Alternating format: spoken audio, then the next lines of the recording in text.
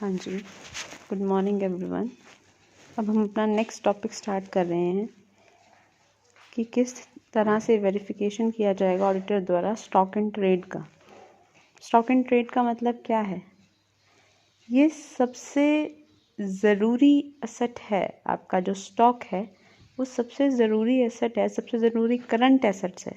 ठीक है, एक ऑर्गेनाइजेशन के अंदर जो क्या है, क्योंकि ऑब्वियस सी बात है ना, जब आप ट्रेड ही किसके अंदर कर रहे हो, मर्केंडाइज के अंदर आपका जो व्यापार है वो क्या है, गुड्स को बेचने का व्यापार है। ठीक है, तो जितना भी प्रॉफिट एंड लॉस होगा, जो मेन एलिमेंट होगा वो किसका होगा, आपका स्टॉक का ही होगा। ठीक है, तो अगर आप स्टॉक को प्रॉपरली वेरीफाई नहीं करते हैं तो क्या होगा, नेगेटिव इम्पैक्ट पड़ेगा प्रॉफिट एंड लॉस के ऊपर भी, और जिस वजह से आपकी फाइनेंशियल पोजीशन है वो भी क्या होगी, प्रॉपर शो नहीं होगी बैलेंस शीट के अंदर, तो बैलेंस शीट भी इनएक्यूरेट रहेगी।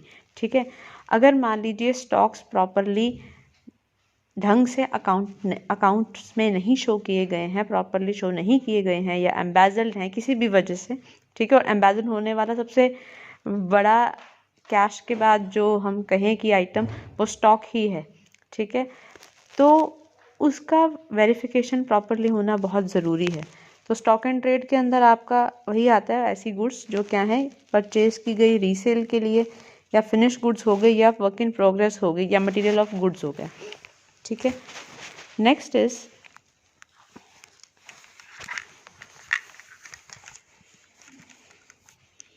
हाँ जी, तो वैल्यूएशन ऑफ स्टॉक जो है वो करना बहुत ज़रूरी है, और उसकी एग्जिस्टेंस का वेरिफिकेशन करना बहुत ज़रूरी है, क्योंकि P&L के ऊपर क्या है, ये इम्पैक्ट डालेगा डायरेक्टली, और ये बताएगा कि एज पर प्रॉफिट्स जो हैं वो क्या है, प्रॉफिट प्रॉपरली स्टॉक को करेक्ट तरीके से डाला गया है या नहीं डाला गया, और अगर वो करेक्ट तरीके से नहीं डाला गया तो बैलेंस शीट भी क्या है, एक्यूरेट नहीं है। तो वॉल्टर बी क्या कहते हैं, mini stocks are important for Walter B mini के अकॉर्डिंग स्टॉक्स क्यों ज़रूरी हैं, क्योंकि सबसे इम्पॉर्टेंट करंट एसेट है, और डिफरेंट स्टॉक्स के जो वैल्यूएशन करने के लिए स्टॉक्स के डिफरेंट मेथड्स हैं आपके पास। इसीलिए क्या है, आपका बहुत से रीज़न हैं कि स्टॉक्स के रिगार्डिंग, तो सबसे ज़्यादा चांसेस होते हैं एम्बेजल के, कि गबन के या चुराने के, उसके क्या है, एक तरह से खातों में मैनिपुलेट करने के, भाई स्टॉक को क्या है, खिसकाया जा रहा है किसी के द्वारा, और आप स्टॉक के अंदर, अकाउंट्स के अंदर स्टॉक की फिगर वही दिखा रहे हो कि हाँ इतना ही आपका बिका है या आपका आया है से, तो लेकिन होता क्या है कि चोरी किया जाता है, लेकिन खातों के अंदर क्या है, आपके चेंजेस नहीं किए जाते, तो वो पता नहीं चल पाता है। तो इसीलिए उसका क्या है, वेरिफिकेशन करना बहुत ज़रूरी। ध्यान रखो, वैल्यूएट कर रहे हो, ठीक है, वैल्यूएशन तो एक अर्थमेटिक एक डिजिटल फॉर्म में प्रेजेंटेशन हो गई ना, लेकिन वेरीफाई करना भी तो ज़रूरी है कि एग्जिस्ट करते भी हैं या नहीं करते जितने के लिए थे। ठीक है, पता चला 1 लाख का स्टॉक था, उसमें से यूँ लगा लो 5000 प्रोडक्ट्स, 5000 आइटम्स भी क्या है, स्टॉलन हो जाती हैं, तो एग्जिस्टेंस मेजर करना बहुत ज़रूरी है। अच्छा, और हम बात करें क्यों इम्पॉर्टेंट है आपका स्टॉक का वैल्यूएशन अफेक्ट करता है सेलिंग प्राइस के ऊपर।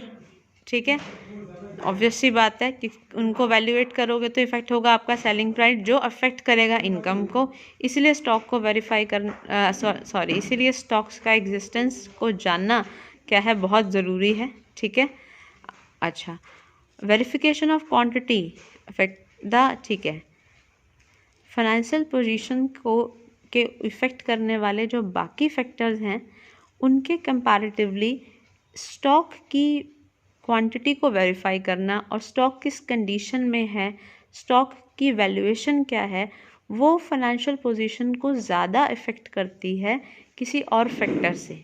ठीक है, इसीलिए स्टॉक्स की वेरिफिकेशन जो है वो बहुत इम्पॉर्टेंट फैक्टर है आपकी फाइनेंशियल पोजीशन के ऊपर इम्पैक्ट डालने वाला।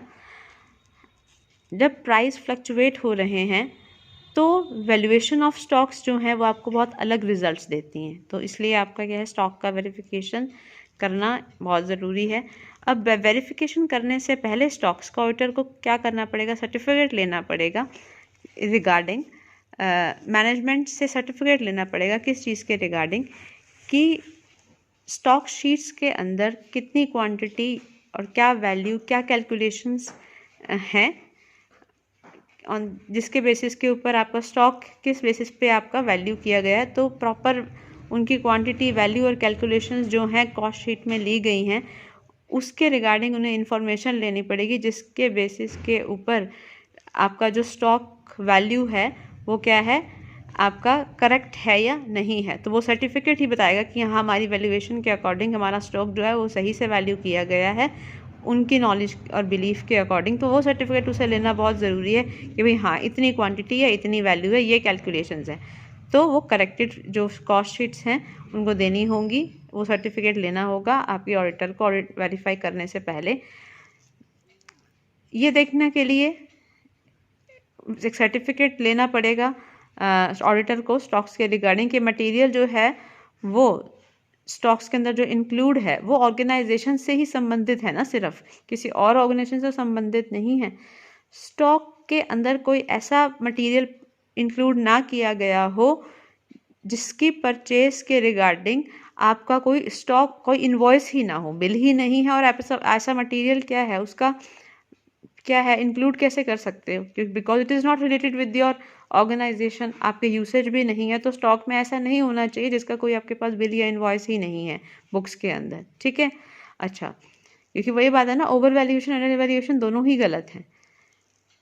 Stocks do not include those goods which are sold but not yet dispatch. अच्छा, स्टॉक्स के अंदर ऐसी चीज़ों को इंक्लूड नहीं करेंगे जो बिक चुकी हैं लेकिन अब तक डिस्पैच नहीं हुई हैं, ठीक है, क्योंकि जो बिक चुका है, डिस्पैच नहीं हुआ है, उसको इंक्लूड नहीं करेंगे, क्योंकि इसका मतलब वो बिक चुका ना, निकलने वाला है, तो उसको तो साइड में करो, ठीक है।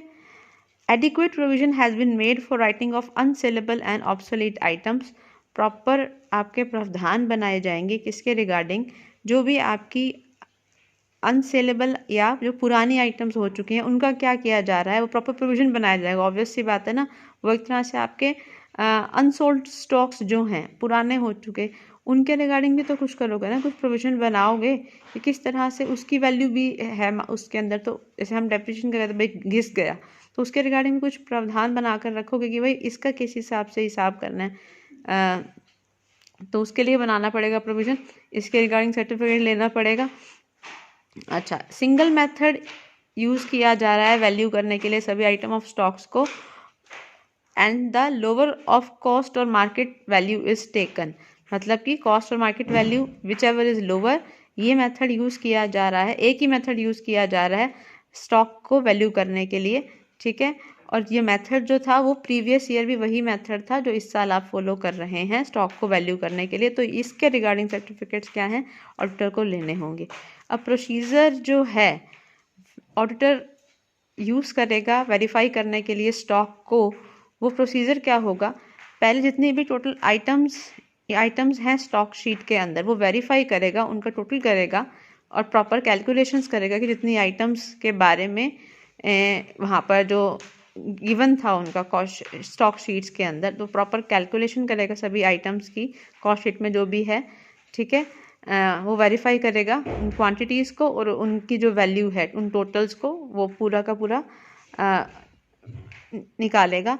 स्टॉक शीट साइन होनी चाहिए सभी रिस्पॉन्सिबल ऑफिसर्स द्वारा, ठीक है, जो स्टॉक शीट बनाने में अपना योगदान दे रहे हैं, और रिस्पॉन्सिबल ऑफिसर द्वारा क्या है वो सर्टिफाई भी होनी चाहिए स्टॉक शीट, ठीक है, स्टैम्प्ड एंड सर्टिफाइड। तो स्टॉक शीट जो प्रिपेयर की जाती है at the end of year, वो मैच करनी चाहिए ओपनिंग रिकॉर्ड्स के साथ, and care should be taken of, मतलब कि जो भी कुछ चेंजेस हुए हैं उनको ध्यान में रखकर क्या है बनाई जानी चाहिए आपकी स्टॉक शीट, ये भी वो क्या है ध्यान रखेगा। स्टॉक शीट जो है वो मैच होनी चाहिए प्रीवियस ईयर की जो शीट्स हैं उनके साथ, और अगर स्टॉक शीट जो है वो ऐसी कोई ऑब्सोलीट आइटम्स उसके अंदर इंक्लूड है तो उसको हटाना पड़ेगा, ठीक है, वो स्टॉक का पार्ट नहीं है आज के करंट डेट के ऊपर। अच्छा, ये ध्यान रखेगा ऑडिटर। और अगर स्टॉक किसी चीज़ का ज़्यादा या कम है रिक्वायरमेंट से तो वो इंक्वायरी की जाएगी कि भाई ज़्यादा या कम क्यों। अगर ऐसा है ज़्यादा या कम है तो इसका मतलब आइडल टाइम हो रहा है, आइडल टाइम की वजह से आपको वेजेस ज़्यादा प्रोवाइड करने पड़ेंगे, आइडल लेबर आवर्स हो जाएंगे। ठीक है, तो वही तो बात है ना, आपकी टाइमली पूरा काम चलता रहे उसके लिए क्या है आपका स्टॉक। मतलब अगर हम मटेरियल की बात कर रही हूँ मैं यहाँ पर, अगर स्टॉक को मैं मटेरियल मानूँ, मटेरियल का अगर स्टॉक है तो क्या है, ज़्यादा या कम जो है रिक्वायरमेंट से वो वाली सिचुएशन नहीं आनी चाहिए। ज़्यादा है तो इसका मतलब क्या, आपने ज़्यादा क्यों मंगवाया, रिक्वायरमेंट ही नहीं थी। अगर मान लो मैं बात करूँ स्टॉक जो क्या है फिनिश गुड्स का है तो वो क्या है, या तो अंडर मतलब कि अनसोल्ड रह रहा है, या आपकी डिमांड इतनी है और उसकी वजह से आप क्या नहीं कर पा रहे और आप उस डिमांड को पूरा ही नहीं कर पा रहे, तो इसका मतलब आपको ज़्यादा बनाना चाहिए था। ठीक है, तो ये भी ध्यान में रखना है, ये भी इंक्वायरी करनी पड़ेगी। भाई जब डिमांड पूरी कर सकते हो तो क्यों नहीं बना रहे, तो वो तो फिर गलत है ना, फाइनेंशियल पोजीशन पे तो इफेक्ट डालेगा ही। आप डिमांड नहीं पूरी कर पा रहे तो एक तरह से आपकी ऑर्गेनाइजेशन की रेपुटेशन पे भी एक धब्बा टाइप ही है। ठीक है, तो ये देखना पड़ेगा कि स्टॉक जो है वो ऑप्टिमम होना चाहिए, रिक्वायरमेंट के अकॉर्डिंग होना चाहिए, चाहे वो किसी भी चीज़ का स्टॉक हो। ठीक है, क्योंकि उसके अंदर फिर अगर आपका आइडल रहता है, अनयूज्ड नहीं बनाया और ये है, तो उस वजह से दूसरी कॉस्ट जो है वो ज़्यादा बढ़ जाती हैं। ठीक है, इन केस अगर हाँ quantity of stock is adequate, अगर क्वांटिटी ऑफ स्टॉक जो है वो सही है, should be looked into after the sales, मतलब कि आपको देखना पड़ेगा जब आप सेल्स और परचेज को वेरीफाई करोगे ना, उसके बाद ही आपको पता चलेगा वाकई की क्वांटिटी ऑफ स्टॉक जो है वो एडिक्वेट है या नहीं है। ठीक है, ये सारे तथ्य भी देखने पड़ेंगे वेरिफिकेशन करके, फिजिकल वेरिफिकेशन करके। जो भी चालान के बेसिस के ऊपर गुड्स रिसीव किए हैं उसको क्या है स्टॉक के अंदर इंक्लूड नहीं करेंगे। अकाउंट्स जो भी हैं वो प्रॉपरली मेंटेन करेंगे, सेपरेटली मेंटेन करेंगे जो भी आपके चालान के बेसिस पे गुड्स रिसीव की हैं। इसी तरह से जो गुड्स बेची हैं लास्ट डेट के ऊपर, फाइनेंशियल ईयर के लास्ट डेट को या कोई प्रीवियस डे को, लास्ट से प्रीवियस को, तो उसमें भी क्या है स्टॉक को, उसमें उसको भी क्या है स्टॉक में इंक्लूड नहीं करेंगे। गुड्स रिसीव्ड ऑन अप्रूवल और रिटर्न बेसिस, अगर मान लो रिटर्न बेसिस पे, अप्रूवल बेसिस के ऊपर बेची गई हैं तो वो भी क्या है आप स्टॉक के अंदर नहीं डालेंगे। ठीक है, next is stock should be valued at वही कॉस्ट या market price which ever is lower, उसके ऊपर स्टॉक क्या है वैल्यूएट किया जाएगा। वैल्यूएशन का जो तरीका होगा उसे भी वेरीफाई किया जाएगा। ये देखा जाएगा कि जो भी मेथड अडॉप्ट किए हैं स्टॉक की वैल्यूएशन के रिगार्डिंग, वो मेथड जो है साल दर साल सेम ही है। आप ऐसे सडनली चेंज नहीं कर सकते कि उसके लिए फिर एक आपको प्रॉपरली क्या करना पड़ेगा, एक क्लॉज बनाना पड़ेगा, एक रेजोल्यूशन पास वगैरह करना पड़ेगा उसके लिए। ठीक है, स्टॉक अच्छा gross profit ratio on sales जो है वो कंपेयर की जाएगी प्रीवियस ईयर के ग्रॉस प्रॉफिट और सेल्स के साथ कंपेयर की जाएगी। अच्छा, और अगर मान लो सिग्निफिकेंट चेंज आया है तो ध्यान रखा जाएगा कि भाई रेशो क्या हुई है, कितना उसके अंदर चेंज आया है, कि आपके ग्रॉस प्रॉफिट टू सेल्स क्या है, बढ़ी हैं या कम हुई हैं पिछले साल से, तो ये देखा जाएगा। इससे पता चलेगा कि वाकई आपके जो रेवेन्यू जनरेट हो रहे हैं वो ग्रॉस प्रॉफिट जो आ रहा है वो क्या है आपका over period of time increase हुआ या घटा।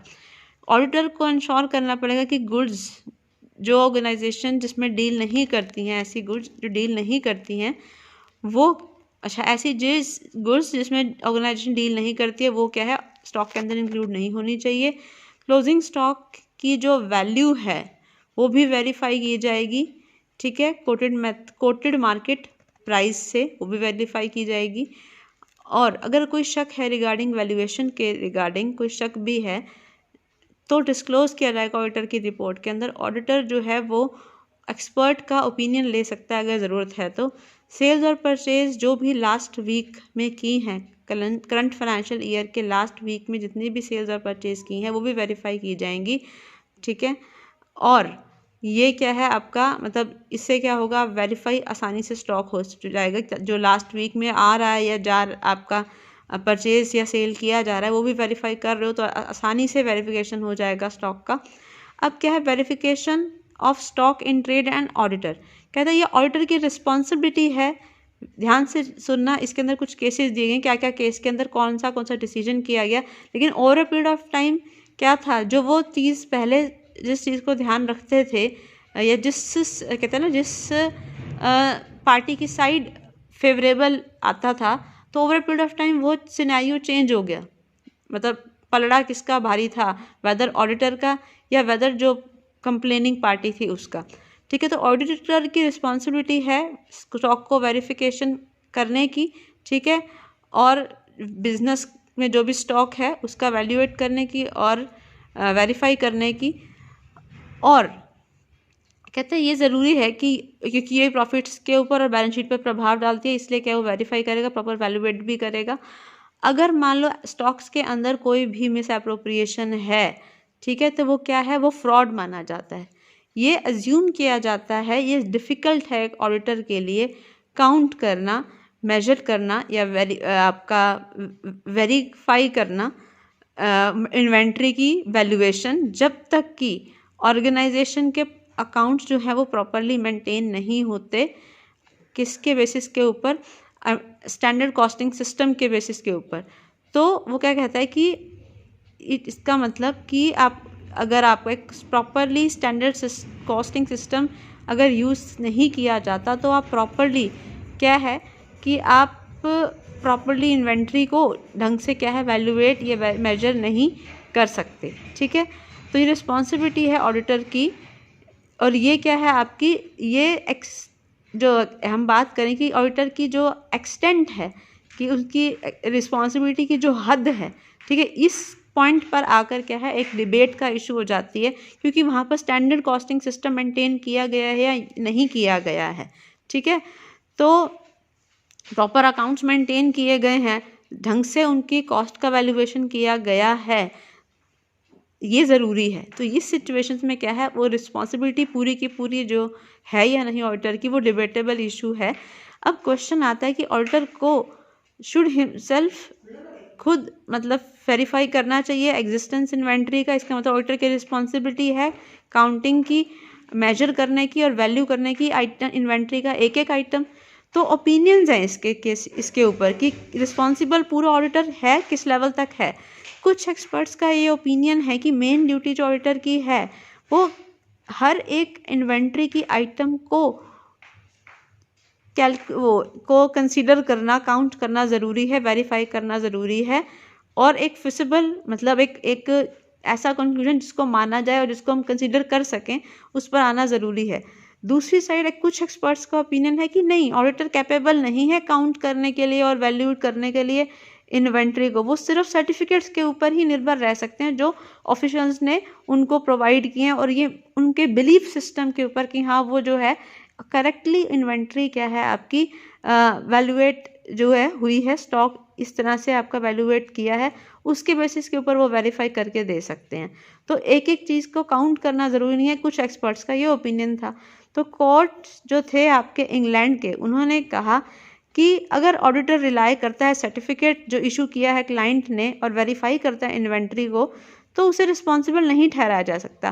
तो जजमेंट कुछ दी गई कुछ केसेस के अंदर। किंगस्टन कॉटन मिल कंपनी 1869 में इसमें क्या कहा गया कि मैनेजमेंट ने इसने जो शो किया था, जो ऑर्डर था, वो फाइनेंशियल पोजीशन जो थी को शो करने के लिए मैनेजमेंट ने वैल्यू किया था कॉटन थ्रेड जो है एक्चुअल वैल्यू से ज़्यादा काफ़ी सालों के लिए, और सर्टिफिकेट दे दिया था ऑडिटर को कि स्टॉक जो है वो वैल्यू किया गया ढंग से। ठीक है, काफ़ी सालों से एक्चुअल वैल्यू से ज़्यादा क्या है आप वो खुद ही मैनेजमेंट यानी इंटरनली जो आपके अकाउंट्स बन रहे हैं वो एक्चुअल वैल्यू से ज़्यादा क्या है उन्होंने वैल्यूएशन दिखा रखी थी स्टॉक की, और वही सर्टिफिकेट ऑडिटर को दे दिया कि स्टॉक जो है करेक्टली वेरीफाई हमने कर रखा है। तो वो ऑब्वियसली बात है, हम बात कहते हैं कि वो सर्टिफिकेट्स पे रिलाई करता है। तो जज ने ऑर्डर दिया कि ऑडिटर कोई फॉल्ट नहीं माना जाएगा, उसे दोषी नहीं माना जाएगा, क्योंकि वो ही was not suppose to do valuation. उसको वैल्यूएशन करना जो है उसके अधिकार में नहीं है, वो सिर्फ स्टॉक को और वो क्या है वो काउंट भी करने के उसका right, he is not suppose to count the stock, और उसको स्टॉक को काउंट करने की भी ज़रूरत नहीं है। हाँ, नॉर्मल सर्कमस्टांसेस जो होते हैं कि हाँ जब लग रहा है कि हम नॉर्मल ये कंपनी का ऑडिटिंग करते हैं, तो तो उसके पास ये अधिकार है कि वो सर्टिफिकेट जो है और रिस्पॉन्सिबल ऑफिसर्स दे रहे हैं उनके ऊपर क्या है, विश्वास कर सकता है। ठीक है, तो इसलिए वो अकाउंटेबल नहीं है। Irish woollen company limited versus white Tyson and others 1900 में ये केस हुआ था। उसमें भी जजमेंट यही दिया कि ऑडिटर रिस्पॉन्सिबल नहीं है स्टॉक को काउंट करने के लिए, वेरीफाई करने के लिए कॉस्ट को, और कैलकुलेशन उसके office in his own office in his responsibility he should. सिर्फ वो क्या कर सकता है, बस सिर्फ ये है कि वो अपने हाँ मतलब कि वो सिर्फ सर्टिफिकेट्स पे रिलाई कर सकता है। ठीक है, तो वो रिस्पॉन्सिबल नहीं है स्टॉक को काउंट करने के लिए, बट वो वेरीफाई करने के लिए, बस सिर्फ वो वेरीफाई करने के लिए ही करना कॉस्ट का और कैलकुलेशंस का उसकी रिस्पॉन्सिबिलिटी है, और वो क्या है, ध्यान से करता है। Westminster road construction engineering company limited 1932, इस केस के अंदर वर्क इन प्रोग्रेस को वैल्यूएट किया गया हायर अमाउंट से मैनेजमेंट द्वारा। एज ए रिजल्ट जिस वजह से प्रॉफिट बढ़ गए, ऑब्वियसली बात है ना, वो करते हैं क्यों, वैल्यूएट हाई क्यों करते हैं, स्टॉक को हाई इसलिए करते हैं एक्चुअल प्राइस से कि वैल्यूएशन बढ़ जाती है। तो क्या होगा, वैल्यूएशन बढ़ेगी तो कहीं ना कहीं इसका इम्पैक्ट पड़ेगा प्रॉफिट्स के ऊपर। रिवेन्यू आपका एक तरह से प्रॉफिट साइड क्या हो जाएगी, आपकी इंक्रीज हो जाएगी। तो इंक्रीज होगी तो गुडविल बढ़ेगी कि ओनर्स को लग रहा है, डिविडेंड शेयर होल्डर्स जो इक्विटी शेयर होल्डर्स हैं उनको लग रहा है कि हाँ डिविडेंड हमें ज़्यादा मिलेगा तो कंपनी में इन्वेस्ट करते रहना चाहिए, मार्केट में एक अच्छा क्या इन्वेस्टमेंट्स आती रहेगी। इसीलिए उन्होंने क्या किया, हायर अमाउंट में वैल्यूएशन स्टॉक की। ठीक है, और जो थे वो डिविडेंड डिक्लेयर कर दिए रिजर्व्स के अंदर से, कि रिजर्व पहले पड़े थे वहाँ से पैसा उन्होंने दे दिया एक बार। ठीक है, अब पैसे तो दे ही सकते हो ना वहाँ से, अगर आप प्रॉफिट में से नहीं दे रहे तो रिजर्व में से दे दो, जबकि प्रॉफिट हो ही नहीं रहे थे मे बी उस साल, क्योंकि आपने स्टॉक उतना जो आपने एक्चुअल से ज़्यादा वैल्यू करके दिखाया था, वो प्रॉफिट जो दिखाए थे वो तो एक्चुअल में गलत प्रॉफिट्स दिखाए ना। डिविडेंड तो आप प्रॉफिट में से दे ही नहीं रहे हो, तो पुराने जो रिजर्व हैं उसमें से दे रहे हो। ठीक है, तो वो एक्चुअल में तो गलत था। तो बट उन्होंने जजमेंट दिया, ऑडिटर जो है वो क्या है, suppose he is not suppose to count the inventory and is not his duty to value the work in progress. तो उसका काम नहीं है वर्क इन प्रोग्रेस कितना चल रहा है काम, और वो क्या कहते हैं, रिस्पॉन्सिबल नहीं है किसके लिए, इन्वेंट्री को काउंट करने के लिए भी। तो अगर but he would be held guilty, अगर वो गिल्टी पाया जा सकता है, इफ़ इट, अगर ये प्रूव हो जाए कि that could have uncovered this fraud if he had verified that it was proved that he was negligent in his work। अगर ये प्रूव हो जाए कि उसने क्या है कि मतलब जो उसने नेग्लिजेंसी बरती है अपने काम के प्रति। ठीक है, he had vouched, उसने if he had verified the voucher he was and it was proved that he was negligent, अगर वाउचर्स ये वेरीफाई हो जाए कि वाउचर्स वेरीफाई किए थे और ये प्रूव हो जाए कि वो नेग्लिजेंट था वर्क के अंदर। ठीक है, तो और ये प्रूव हो जाए कि वो अनकवर कर सकता था इस फ्रॉड को, और वो भी तब जब उसने वाउचर्स को वेरीफाई किया होता, और ये प्रूव हो जाए कि उसने नेग्लिजेंसी बरती, अनकवर नहीं किया, वेरीफाई नहीं किया, तो वो प्रूव हो सकता था। ठीक है, अब वो इंटेंशंस भी प्रूव नहीं हो पाए तो आप क्या कह सकते हो कि वो क्या है, अकाउंटेबल रिस्पॉन्सिबल जो है वो नहीं है इस चीज़ के लिए। जो जजमेंट जो थी किंगस्टन वाले में, जिसने क्या किया था, responsible which does not hold the auditor को रिस्पॉन्सिबल नहीं ठहराया था इन्वेंट्री की वेरिफिकेशन के लिए, जो उसने सर्टिफिकेट के बेसिस के ऊपर की थी जो क्लाइंट ने दिए थे।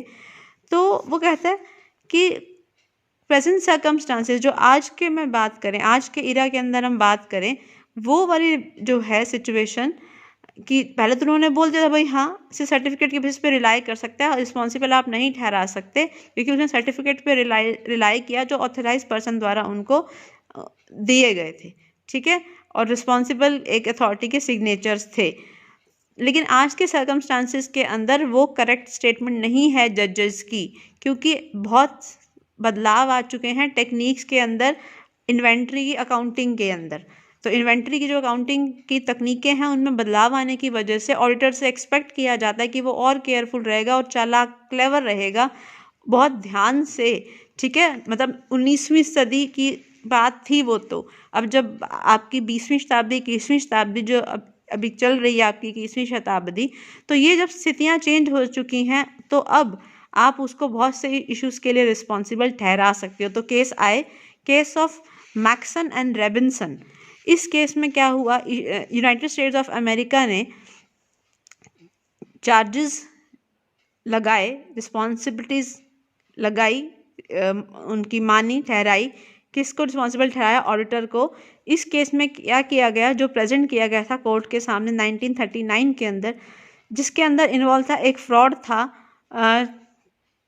2 करोड़ 10 लाख डॉलर्स का, ठीक है। वो he made a contribution in this direction.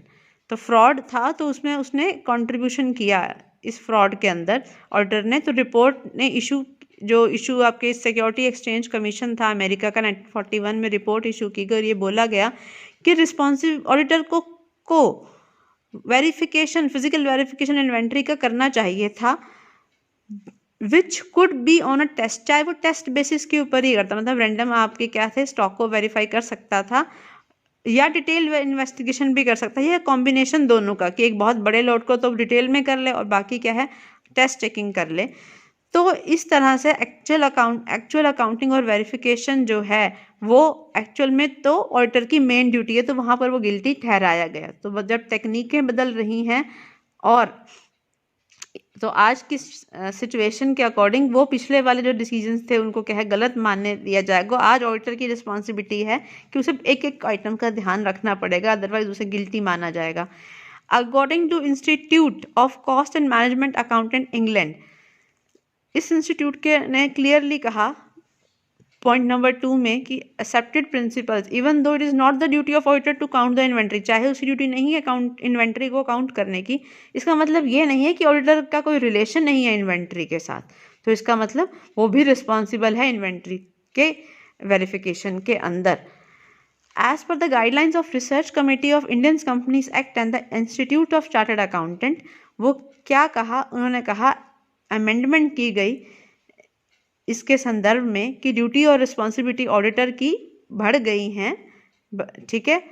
और इंडियन कंपनी एक्ट 2013 जो अमेंड किया था जिसके अंदर ड्यूटीज़ और रिस्पॉन्सिबिलिटी ऑडिटर की बढ़ी हैं, ये वेरीफाई किया है, उनको ऑडिटर को वेरीफाई करना होगा इस अमेंडेड एक्ट के अकॉर्डिंग, 13 के अमेंडेड एक्ट के अकॉर्डिंग, कि क्या प्रॉफिट एंड लॉस अकाउंट और जो बैलेंस शीट है वो सही फेयर वैल्यू शो कर रही है कंपनी की एक्टिविटीज़ जो हो रही हैं उनकी।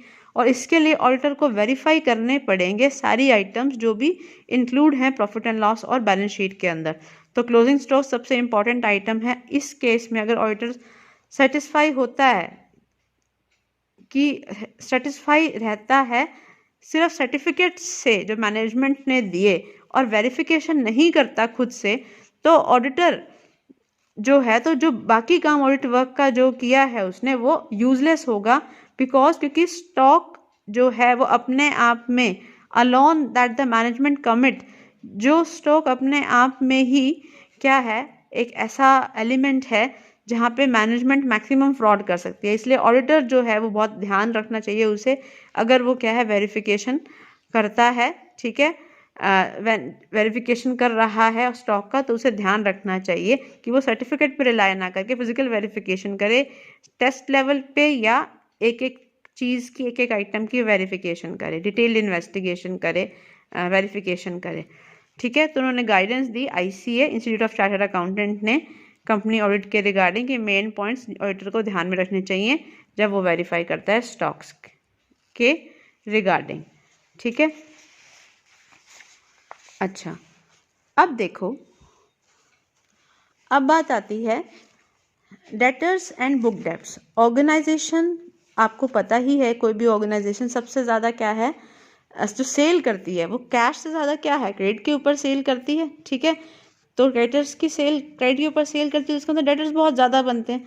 तो ऑडिटर को बहुत केयरफुल होना चाहिए जब वो क्या है डेटर से कैश रिसीव कर रहा है, क्योंकि कैश एम्बेजलमेंट के चांसेस जो होते हैं, कैश के फ्रॉड के चांसेस होते हैं, गबन के चांसेस, कैश दबा लिया जाता है, वो बहुत ज़्यादा होते हैं। इसलिए ज़रूरी है कि जो भी डेटर से कैश रिसीव किया है, ठीक है, रिसीव किया है is not recorded in the book. और अच्छा, मैं कहता है ये पॉसिबल है, ज़रूरी नहीं, सॉरी, ये पॉसिबल है कि अगर उससे कैश रिसीव किया डेटर से, ठीक है, तो हो सकता है कि वो कैश क्या है दबा लिया गया, एम्बेजल कर लिया गया हो। तो अगर कैश रिसीव किया और रिकॉर्ड नहीं किया बुक्स के अंदर, और क्या है रेगुलरली क्या है वो बैड डेब्ट्स ही शो करते जा रहे हो, वो एक्चुअली भी तो बैड डेब्ट्स रिकवर हो चुकी हैं, डेटर्स ने तो पैसा दे दिया, लेकिन कैश रिसीव आपने एम्बेजल कर लिया और उसको बैड डेब्ट्स के ही फॉर्म में रखा। ठीक है, तो ये क्या बताता है कि एक्चुअल में जो क्या है, जो कैश रिकॉर्ड किया गया है बुक्स के अंदर, वो एक्चुअल में जो रिसीव हुआ है वो उससे कैश कम है, इसका मतलब एम्बेजल हुआ है। ठीक है,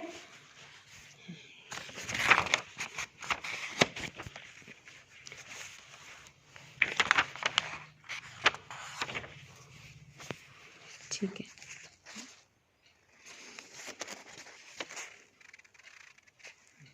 एक्चुअल रिसीव से कम है और जो बैलेंस है वो क्या है, हम कंसीडर ये कर लेते हैं कि वो क्या है डिस्काउंट वगैरह दिया होगा। तो कुछ बहुत चांसेस हैं इसके अंदर फ्रॉड होने के, जब आपका क्या है बैड डेब्ट्स हो रहे हैं और उनसे क्या है कैश रिसीव हो रहा है। ठीक है, अच्छा, इसलिए ऑडिटर को ध्यान रखना चाहिए जब वो डेटर्स को या बुक डेट्स को क्या है वेरीफाई करे। सबसे पहले तो वेरीफाई करे कि डेटर्स की एग्जिस्टेंस के बारे में, कि लिस्ट ऑफ डेटर्स की लिस्ट लेनी पड़ेगी क्लाइंट से, उसे मैच करना पड़ेगा हर एक इंडिविजुअल डेटर के अकाउंट से कि कितना किसका बकाया देना रहता है, डेटर्स किस डेटर से कितना आना है। तो वो लिस्ट से हर एक इंडिविजुअल का अकाउंट चेक करेगा। ठीक है, और वेरीफाई करेगा बैलेंस जितना भी आउटस्टैंडिंग उनसे कंपनी को लेना है। ऑडिटर ये भी देखेगा कि कोई भी जो है वो एक भी इंडिविजुअल डेटर का लिस्ट से नाम छूट ना जाए। इसके अलावा वो मैच करेगा जो इस लिस्ट को स्टेटमेंट ऑफ अकाउंट्स की कॉपी के साथ। ठीक है, अच्छा, जो भी आपकी वो डेटर्स को भेजी गई हैं, और रिटर्न कम्युनिकेशन भी करेगा डेटर से अगर मान लो उन्हें कोई डाउट है कि भाई सीधे उसे लगे कि भाई नहीं नहीं ऐसा हो ही नहीं सकता कि कैश इतना यहाँ पर कम शो कर रखा है, वहाँ एंट्री कर रखी है कि उससे मतलब कि कैश तो यहाँ पर उन्होंने क्या है कम शो कर रखा है, और वहाँ डेटर्स क्या हैं आपके क्या कर रखे हैं कि बैड डेब्ट्स आ गए हैं ये शो कर रखा है। ठीक है, बीआर कम होता जा रहा है, फिर भी कैश कम शो क्यों हो रहा है? जो पहले जिस मंथ में था कैश वो तो बढ़ते रहना चाहिए था, ये इतना उतना ही क्यों पड़ा इसका, और बैड डेब्ट्स कम हुई हैं तो कैश तो आना चाहिए। तो वो कम्युनिकेट करेगा भाई तुमने क्या पेमेंट कर दी, और डेटर्स तो कहेंगे हाँ मैंने कर दी, इसका मतलब क्या है कैश को एम्बेजल किया गया है। तो वो कॉरेस्पॉन्डेंस भी रखे डेटर्स के साथ। डिस्काउंट एंड बैड डेब्ट्स, हर एक ऑर्गेनाइजेशन के कुछ पॉलिसीज़ होते हैं डिस्काउंट देने की। ठीक है, तो वो पॉलिसीज़ भी देखेगा ऑडिटर की क्या पॉलिसीज़ हैं जिसके बेसिस के ऊपर जो क्रेडिट सेल की गई थी वो कितने डिस्काउंट के ऊपर की गई थी, और कौन ऑथराइज है उस डिस्काउंट को सैंक्शन करने के लिए, और डिस्काउंट जो है वो प्रॉपर पॉलिसीज़ के अकॉर्डिंग क्या वो डिस्काउंट दिए गए हैं ना। सेल्स को ज़्यादा बढ़ाने के लिए डिस्काउंट ज़्यादा दे दिया जाता है, लेकिन पॉलिसीज़ जितना कहते हैं वो इतना ही एस्टिमेट आप क्या है डिस्काउंट दे सकते हैं, तो वो देखना पड़ेगा डिस्काउंट कितना दिया गया। ठीक है, अच्छा, और ड्यूली ऑथराइज्ड हो डिस्काउंट की जो अमाउंट है और इतना परसेंटेज। तो एक शेड्यूल ऑफ बैड डेब्ट्स जो है वो ऑफिसर से ले लेगा, ऑडिटर लेना चाहिए या ऑनर से बैड डेब्ट्स का शेड्यूल कि कब कब किसको सेल करी थी, कितना किसका आना बकाया है, और सर्टिफिकेट भी लेगा रिस्पॉन्सिबल ऑफिसर्स से। अच्छा, बैड डेब्ट्स वेरीफाई करेगा ये टू फाइंड आउट कि वेदर बैड डेब्ट्स जो हैं वो करेक्ट हैं या नहीं है। तो बैड डेब्ट्स जो भी अक्कर हुई हैं फॉलोइंग रीजंस की वजह से, बैड डेब्ट्स हैव बिकम, हाँ वो देखेगा कई बार बैड डेब्ट्स होती किस वजह से हैं आपका। ठीक है, तो डेट्स हैव बिकम कई बार क्या होता है मोर देन, हाँ कहते हैं कि बैड डेब्ट्स कई बार 3 साल से ज़्यादा डेट हो गए और उसने क्या है डेटर ने पे ही नहीं किया, इसका मतलब वो टाइम बेड है, वो आने ही नहीं, ये मान लिया जाएगा। डेटर्स इंसॉल्वेंट हो गया, दिवालिया हो गया, और वो सिर्फ पेमेंट टोटल का एक छोटा सा पार्ट ही पे कर पाया, तो बैड डेट्स इस वजह से अक्कर हो जाती हैं। डेटर्स ने अपना स्थान बदल लिया बिजनेस का या रेजिडेंस का, और पॉसिबिलिटी ही नहीं है ये देखना कि वो कहाँ पर रहता है अब, और इतना कर लिया एफर्ट्स उसको ढूंढने के लिए बट वो मिल ही नहीं रहा। ठीक है, तो इसीलिए तो ऑडिटर क्या है नेग्लिजेंस की वजह से गिल्टी ठहराया जाएगा अगर वो क्लाइंट के बैड डेब्ट्स जो है सर्टिफिकेट एक्सेप्ट कर रहता है बिना वेरीफाई किए। तो एक केस था आपका एंथन ई ग्रीन कंपनी का और central advance and discount corporation limited का वर्सेस इन दोनों में केस था, ग्रीन एंड सेंट्रल एडवांस के बीच में। कहता है इस केस में ऑडिटर ने क्या कर लिया, जो बैड डेट्स के शेड्यूल्स जो थे, मतलब लिस्ट जो थी कब कब आपके डेटर से पैसा नहीं आया है, ठीक है, उसने वेरीफाई नहीं किए ऑडिटर ने, ठीक है, उसने क्लाइंट से एक्सेप्ट कर लिए और सम टाइम उसने क्या किया, एक्सेप्ट कर लिए in which some time beared debt and debts were no probability of recovery were not included। मतलब कि जिनकी प्रोबेबिलिटी थी रिकवरी की वो इंक्लूडेड नहीं थे आपके, ठीक है, और कुछ टाइम बेयर्ड बैड डेब्ट्स जो थे वो भी इंक्लूडेड नहीं थे। तो इस केस के अंदर ऑर्डर को गिल्टी ठहराया गया कि उसने बिना वेरिफिकेशन के कि भाई वो टाइम बेयर्ड थे वो इंक्लूड उनको भी कंसिडर करा या नहीं किया, या प्रोबेबिलिटी थी जिनकी रिकवरी की वो भी क्या है आपके इंक्लूडेड नहीं किए गए थे। तो वो भी ध्यान में रखना ज़रूरी कि जब एक्सेप्ट कर रहा है शेड्यूल बैड डेब्ट्स का ऑडिटर, तो वो भी ये देखे कि वो अप्रोप्रिएट हो। Provision for bad and doubtful debts. अब बैड डेब्ट्स की ऑब्वियसली पता नहीं प्रोबेबिलिटी होती है कि भाई पता नहीं देनदार देगा या नहीं देगा, ठीक है, जहाँ पर डेटर्स का नंबर बहुत ज़्यादा है देनदारों का, तो ऑडिटर को एक शेड्यूल लेना पड़ेगा क्लाइंट से, ठीक है, जिनकी मतलब डेट्स की रिकवरी के लिए कि भाई किन से रिकवरी आनी है, जिनकी डाउटफुल है और वो बैड कंसिडर हो सकते हैं। उसके अलावा जो भी शेड्यूल है डेट्स का जो 3 साल से ज़्यादा का है, जिनका क्या है वो 3 साल से दे ही नहीं रहे हैं पैसे, तो उन्हें क्या है वो भी लेना पड़ेगा। As per law such debts can not be claimed. उन लॉ तो ये कहता है कि भाई 3 साल बाद जो नहीं आया ना वो आएगा भी नहीं, ठीक है, and you can claim also. तो रिटन कॉरेस्पॉन्डेंस जो है वो किया जाएगा रिगार्डिंग इसके, और क्या है देखिए वेरीफाई करने के लिए कि ये एग्जिस्ट करते हैं बैड डेब्ट्स या नहीं, हर तरह के। ऑडिटर वेरीफाई करेगा कि प्रोविजन जो है वो बैड डेब्ट्स के लिए बनाया गया या नहीं बनाया। अगर ऑडिटर को लगता है कि प्रोविजन बैड डेब्ट्स के लिए जो बनाना था डाउटफुल डेट्स के लिए वो जो है वो रिपोर्ट के अंदर वो एडिक्वेट नहीं है प्रोविज़न, तो वो मेंशन करेगा रिपोर्ट के अंदर कि भाई ये प्रोविज़न एडिक्वेट नहीं है, और क्योंकि उसने बिकॉज इफ़ अगर वो इन्फॉर्मेशन नहीं देता प्रोविज़न एडिक्वेट नहीं है तो वो क्या है गिल्टी ठहराया जा सकता है कि उसने ड्यूटी को क्या है तोड़ा है अपनी। तो लंदन एंड जनरल बैंक का केस हुआ था 1895 में, तो ये ठहराया गया कि ऑडिटर जो है didn't inform the share holders, को इन्फॉर्म नहीं किया ऑडिटर ने कि प्रोविजन फॉर डाउटफुल डेट्स जो था वो इनएडिक्वेट था, वो हम कम बना रहे हैं प्रोविजन जो था बनाया है डाउटफुल डेट्स के रिगार्डिंग, तो जज ने उसे गिल्टी ठहराया मिसकंडक्ट के लिए। तो बैड एंड डाउटफुल डेट्स के रिगार्डिंग जो प्रोविजन बना रहे हैं वो भी क्या है उसे इन्फॉर्म करना चाहिए जब वो रिपोर्ट प्रेजेंट कर रहा है अपनी। सिक्योरिटी, अगर बैड डेट्स जो हैं वो कैश सिक्योरिटी के बेसिस के ऊपर दिए गए हैं तो सिक्योरिटी भी वेरीफाई करनी चाहिए। Auditor disclosure in balance sheet, auditor को इंश्योर करना पड़ेगा जो भी डेट्स हैं वो अप्रोप्रिएट हैं, डिफरेंट कैटेगरीज के अंदर क्या हैं आपके कैटेगराइज किए गए हैं, ठीक है, क्लासीफाई किए गए हैं, गुड कौन से हैं, बैड कौन से हैं, डाउटफुल कौन से हैं, तो क्लासीफाई किए गए हैं as per the companies act.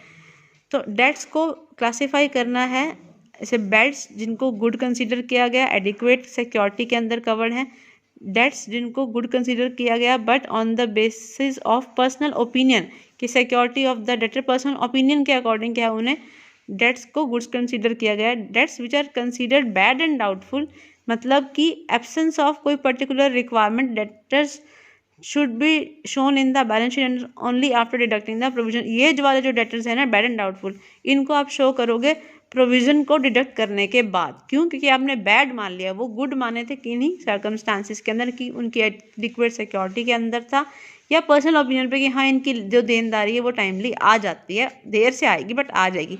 इन्होंने तो प्रोविजन बनाई देखी है ही बैड, तो इनका प्रोविजन पहले से ही काट दो, ठीक है। अच्छा अब देखो, अब बात आती है बिल्स रिसीवेबल्स की। हाँ जी, बिल्स रिसीवेबल्स के रिगार्डिंग वेरिफिकेशन के रिगार्डिंग क्या प्रक्रिया है। BR लिख कर देता है, एक डॉक्यूमेंट है ना, एक तरह से एक एक कंसेंट टाइप में है आपके डेटर्स द्वारा, जो डेटर लिख कर देता है किसे अपने, जिनसे उसने क्या है उधार सामान खरीदा था, ठीक है। तो उनके लिए तो वो BR है, वो एक नोट लिख के देता है कि सर्टेन अमाउंट जो है मैं सर्टेन डेट तक पे कर दूंगा, ठीक है। तो ऑडिटर को एक शेड्यूल लेना चाहिए कि कितने BR क्लाइंट से मिले हैं, ठीक है, और लेजर्स के साथ वो मैच करेगा, टैली होनी चाहिए लेजर के साथ, ये मैच करेगा आपका ऑडिटर। तो और कि वही क्रेडिट सेल्स जो भी थी आपकी, और जिन कितने आपके BR बनते हैं इंडिविजुअली, हर जिस पर्सन से BR आए हैं उनके अकाउंट्स मैच करेगा। ऑडिटर फिजिकल वेरिफिकेशन करेगा सभी बिल्स की, बिल्स कहाँ कहाँ से आए हैं BR, और डेट ऑफ मैच्योरिटी कितना का बिल है वो भी क्या है वो वेरीफाई करेगा। ऑडिटर ये इंश्योर करेगा कि सारे बिल्स जो हैं वो लेजर के अंदर करेक्टली क्या है शो किए जाएं और प्रॉपर स्टैंप उनके ऊपर लगाई जाए। बिल्स जो हैं वो लेजर के साथ टैली भी करने चाहिए, ठीक है। नेक्स्ट इज, तो क्या है बिल्स बेसिकली टैली होने चाहिए लेजर से। इंक्वायरी करी जानी चाहिए बैंक द्वारा for the bills which have been discounted with the bank. तो जो भी बिल्स BR डिस्काउंट कराए गए बैंक से, मतलब उनको कैश में कन्वर्ट कराया गया जब BR आए, तो उनसे डिस्काउंट कराया गया जब उनकी मैच्योरिटी पीरियड में, और विच और कौन से, and which have not mature till the date of balance sheet. तो जो मैच्योर हो गए हैं till the date of balance sheet, और जो मैच्योर नहीं हैं उनके रिगार्डिंग सारा क्या है वो ब्यौरा लेगा बैंक से, ठीक है। मैच्योरिटी पे डिस्काउंट कराया तो कितना आया। तो auditor should also find out from the bank, bank से ये भी देखेगा कि चार्जेस एग्जिस्ट इन बिल्स के ऊपर, क्या चार्ज एग्जिस्ट करता है, अगर कोई चार्ज है तो वो किस नेचर का चार्ज है ये भी ध्यान रखेगा। जो बिल जो भी डिस्काउंट किए गए हैं, पैसा तो आया होगा डिस्काउंट किया है बैंक से, ठीक है, BR जो है डिस्काउंट करने के बाद जो पैसा है वो बैंक में होगा, तो वेरीफाई करोगे कैश बुक से और पासबुक से, ठीक है। अगर पेमेंट रिसीव की गई है फॉर अ बिल मतलब मैच्योरिटी से पहले, ठीक है, तो वेरीफाई करोगे कैश बुक से। BR बिफोर मैच्योरिटी विच जो मैच्योर नहीं हुए टिल डेट बैलेंस शीट के, ठीक है, उनको कंटीजेंट लायबिलिटी के अंदर शो करोगे और उसे वेरीफाई करोगे। बिल रिसीवेबल वैल्यू करोगे इस तरीके से, जो भी अमाउंट ऑफ डिसऑनर्ड बिल है उसको रिड्यूस कर दोगे total amount of bill receivable से, और प्रोविजन बनाओगे जितने भी डाउटफुल डेट्स बनते हैं उनके रिगार्डिंग एडिक्वेट प्रोविजन बनाना भी ज़रूरी है। तो सारे पॉलिसीज़ को भी ध्यान में रखना बहुत ज़रूरी है regarding bills receivable. So thanks for today.